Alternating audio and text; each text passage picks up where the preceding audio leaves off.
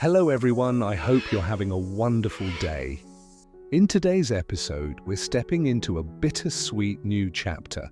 After surviving a shocking accident at the market, pregnant Tu Tien spends 2 long weeks in the hospital before finally being allowed to go home, where Jack, the family, and even a supermarket trip for baby clothes and milk slowly bring her back to normal life. But just when everything seems peaceful again, Officer Thu calls with chilling news from the CCTV. 2 men were secretly following Tu Tien, and it may have been a planned attack, not bad luck. Will Tuan's henchmen strike again before the police catch them? If you enjoy this story, don't forget to hit subscribe so you don't miss the next videos. The days after the accident blur into white walls, medicine smells, and the steady beep of machines. Tu Tien lies in the hospital bed with a soft brace around her lower back, an IV in her arm. The bruises along her spine are ugly, but the small life inside her refuses to let go. Every time the nurse rolls in the ultrasound machine, Jack's breath catches until he hears it. That fast, rhythmic heartbeat, tiny but stubborn. Still strong, the doctor says each morning. Both mother and baby need time, at least 2 weeks in hospital, then strict rest at home. To Jack, 2 weeks feels like both punishment and miracle. On the first day, he barely moves from her side. "You should go home and sleep," Tu Tien whispers. "You look worse than me." "No way," he says. "This chair and I are married now." She smiles weakly. "What about the farm, the project?" "Vin and Mai can handle the outside world," he replies. "My only niche now is feeding you and annoying hospital staff." When the nurse brings rice porridge, he immediately takes the tray. "I've got it," he says. "VIP porridge service." "You're not on payroll," the nurse laughs. "Freelance," he grins. He sits on the bed edge and lifts the spoon. "Slow," Tu Tien warns. "I'm not a baby." "Not yet," he says. "You're the queen. Baby's still in training." Her thin laugh sounds like proof they're still moving forward. By day 2, the room becomes a relay race of care. Mother Ly arrives early with a thermos of broth and fruit. "Hospital food is for strangers," she declares. "My daughter eats real soup." She adjusts pillows, tucks blankets, then turns on Jack. "And you eat," she orders, shoving a bowl into his hands. "I'm not raising a second patient." Later, Uncle and Aunt come with clean clothes and a tiny bouquet. "You scared us half to death," Uncle mutters. "Next time you want attention, just send a message." Aunt gently rubs Tu Tien's calves. "The baby's strong," she whispers. "Just like its parents. Don't be afraid." When visiting hours wind down, the room grows quieter. Mother Ly hums old lullabies. The monitor's beep blends with the faint sound of other lives moving down the corridor. Sometimes Jack slips out, standing alone in the harsh-lit hallway, letting the fear drain from his shoulders where she can't see it. "Why is it always us in these corridors?" he mutters. But every time he goes back in with calm eyes and a steady smile. On the 5th day, the doctor decides it's time for a small test. "Let's try sitting up," she says. Slowly, we don't want to disturb anything. Jack moves like a bodyguard, one hand behind Tu Tien's back, the other ready to catch. She grits her teeth and pushes herself upright. Pain flashes across her face, but she makes it. "See," she says, "your wife's not that fragile." Jack's eyes shine. "My wife is terrifying," he says, "in the best way."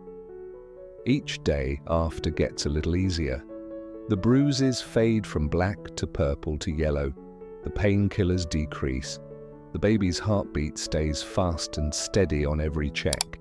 One afternoon, while Mother Loy rearranges flowers in the corner, Jack leans close to Tu Tien's belly. "You're officially grounded," he tells the bump. "No more dramatic stunts. When you come out, your niche is sleeping and eating, not giving your parents heart attacks." Tu Tien threads her fingers through his hair. "They're listening," she says. "I can feel it." By the end of the second week, the doctor's smile changes. "You've both done well," she says, flipping through the chart.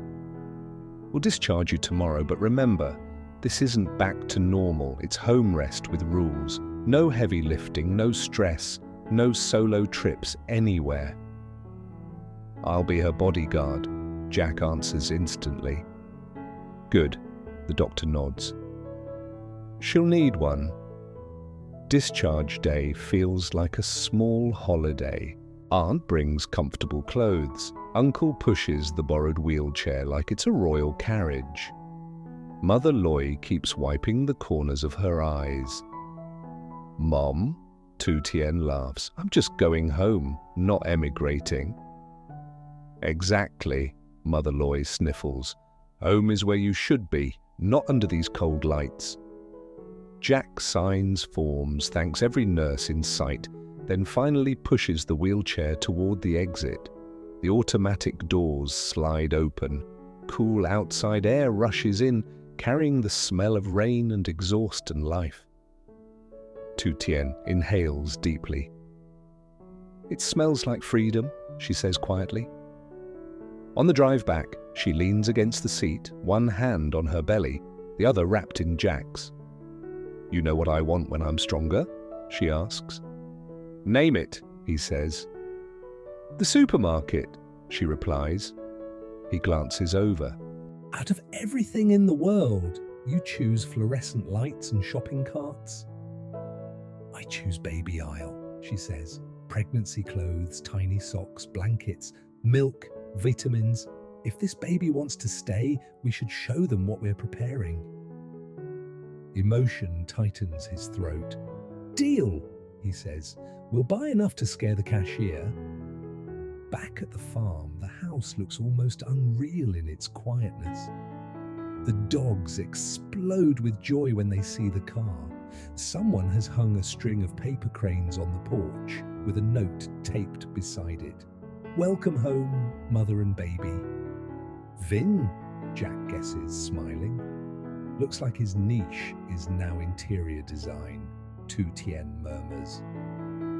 Inside, the air smells of laundry soap and ginger tea. Fresh sheets on the bed, extra pillows stacked high, a tray already waiting with water and snacks. Jack carries her inside and helps her lie down. For the first time in 2 weeks, there are no machines, no uniforms, just their own ceiling, their own walls. "Comfortable?" he asks. "Dangerously," she sighs. "If I stay here too long, I'll forget I'm supposed to be strong." He brushes hair from her face. "You're the strongest person I know," he says. "Resting doesn't change that." The next days slip into a gentler rhythm. Jack becomes a one-man service team, cooking simple meals, adjusting pillows, lining up medicine boxes on the nightstand. Aunt drops off homemade snacks, uncle handles errands, friends send messages and tiny baby clothes with silly prints that make them both laugh. Almost a week after coming home, the doctor finally gives her cautious permission over the phone. "A short outing," she says. "Slow, no rushing. Sit whenever you feel tired.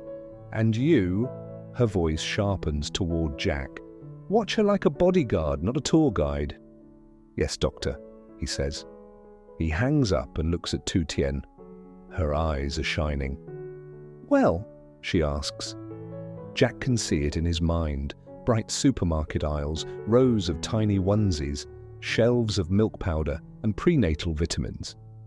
He lets out a breath, then smiles. "Get ready," he says. "We're going shopping for our new life." The first outing after the accident is just a trip to the supermarket. but to Jack and Tu Tien it feels huge. No sirens, no hospital corridors, just the farm, the road, and a day that finally isn't about survival. She dresses slowly, one hand always resting on her belly, as if reminding the baby, we're okay, we're still here. In the living room, Mother Ly gives them orders like a commander. No lifting, no running, no pushing carts. If she feels tired, she sits. If she feels pain, they come straight home. Today your only job is listening, she tells Tu Tien. And you, she points at Jack, your niche is wife and grandchild, not work, not projects. They drive to town with the windows cracked open. The road is familiar, but the silence between them isn't tense anymore. It's careful, grateful. If anything feels wrong, we turn around. Immediately, Jack says. No arguing. No arguing, she repeats, watching fields roll by, hand gently stroking her stomach. The supermarket doors slide open and hit them with cold air and bright light. It feels like a different world after hospital grey. Jack grabs a cart before she can. VIPs don't push, he says.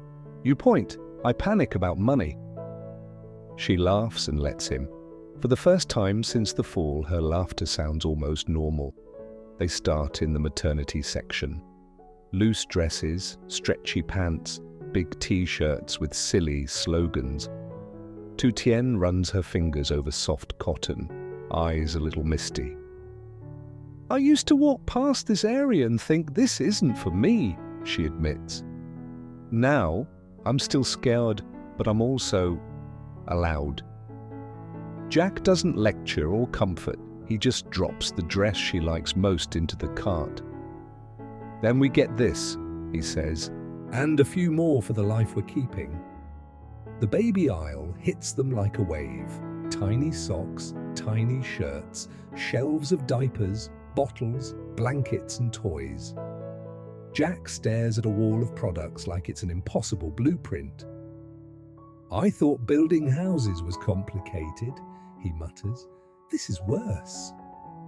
Tu Tien lifts a pair of socks small as her thumb. Look at this, she whispers. Our child's feet are going to fit in here. He takes the socks from her carefully, as if they might break. Something this small already controls everything we do, he says. Powerful kid. They choose neutral onesies, a couple of soft blankets, and a tiny hat with bare ears that Jack refuses to put back. He'll look silly, she objects. Exactly, he replies. Ridiculously loved. At the milk and supplements shelves, they pile prenatal vitamins, iron tablets, and pregnancy milk into the cart. The stack looks comical. Are we opening a pharmacy or having a baby? She asks. We're buying peace of mind, he says. You take care of you, the rest we'll handle. There's no joke in his voice now, only quiet determination. By the time they reach the checkout, the cart is overflowing. The cashier glances at the mountain of baby things, then at Tu Tien's belly, and smiles. First one? She asks. They nod. Congratulations, the cashier says simply. Take it slow. Enjoy it. The words feel like a small blessing dropped onto the conveyor belt with their things. On the way home, bags rustle softly in the back seat. The car feels different, crowded, but in a good way, like their future has finally taken physical form. Jack's phone lights up in the holder. Officer Thu, he says, frowning. We should answer. Tu Tien nods. Put her on speaker. Hi, officer, Jack says. We're driving back from... I'll keep it short. Thu's calm voice comes through. This is about the market incident. Are you both listening? Yes, they answer. We've finished reviewing the camera footage, she continues. There are two men we're focusing on, They arrive before you, stand near the entrance and follow your movements without buying anything. When you step back from the vegetable stall, one of them moves in, hits your shoulder, then both leave quickly. So they were really tracking me, Tu Tien says quietly. It doesn't look random, Thu replies.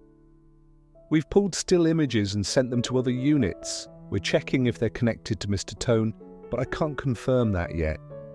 Jack's jaw tightens. So it wasn't just bad luck and a broken stone, he says. Someone wanted her to fall. Most likely, Thu says. That's why I'm calling.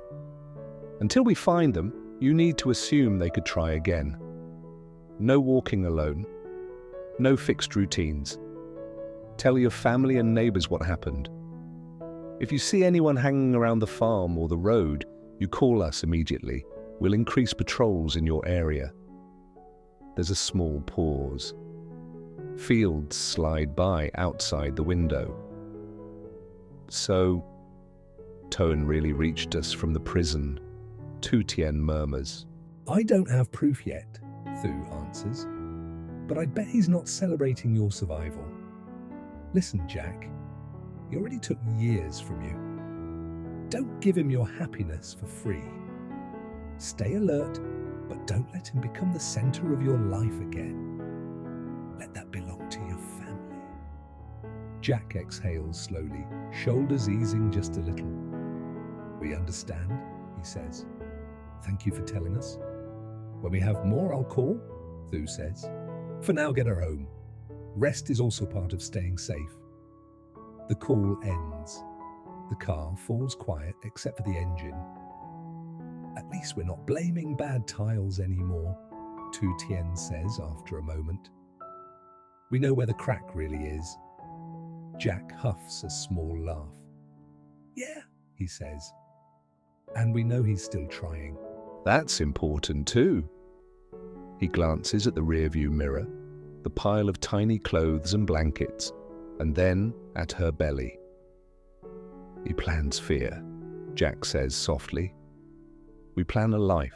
When they pull into the yard, the dogs rush out, sniffing at the bags as if they sense something new. Inside, Jack spreads everything out on the bed, maternity dresses, baby clothes, bottles, vitamins. The room feels different now, less like a place for a patient and more like the beginning of a nursery. Do you regret going? He asks. She sits carefully on the edge of the bed, fingertips brushing a folded onesie. No, she says. If we lock ourselves in because he hates us, he's already won. Jack sits beside her. So what do we do? He asks. We live, she answers. We follow the rules, stay alert, listen to Officer Thu.